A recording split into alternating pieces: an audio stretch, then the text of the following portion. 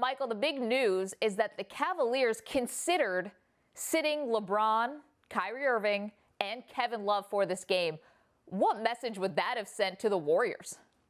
No way. I refuse to believe that. That's got to be a play on the media.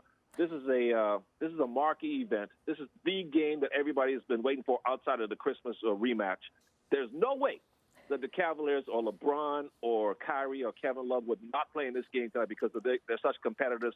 Ty Lue would want his team to be represented the right way. And I think if they had any seriousness about doing that, you know they would have got a call from Adam Silver and say, not a good idea, boys. Not with the whole world tuning in to see another matchup between these two teams. So I don't believe that for a second. I think they just put that out there just like as a joke to the media.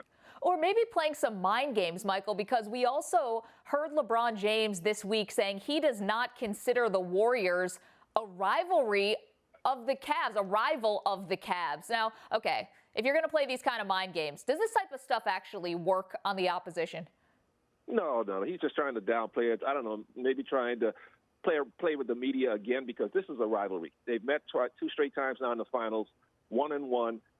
They obviously clearly don't like each other. They are the favorites to get back to see each other again in June. Still a lot of work to do to get there, but everybody's expecting them to see the rubber match in June. They've got something special brewing here, and to downplay it and say it's not a rivalry, that's just silly. You got to embrace these kind of special moments. You know, when Shaq and Sacramento used to play against each other, that was a rivalry.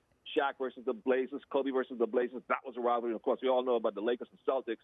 And even today, sometimes back east, you'll have the Celtics going against the Knicks still. They still have that rivalry left over. So, no, this definitely is a rivalry. And the players, like LeBron and Steph and all the best players, should embrace that and enjoy it. Does this rivalry have that same type of feel and that same intensity as the ones you were a part of, specifically the Lakers and Celtics?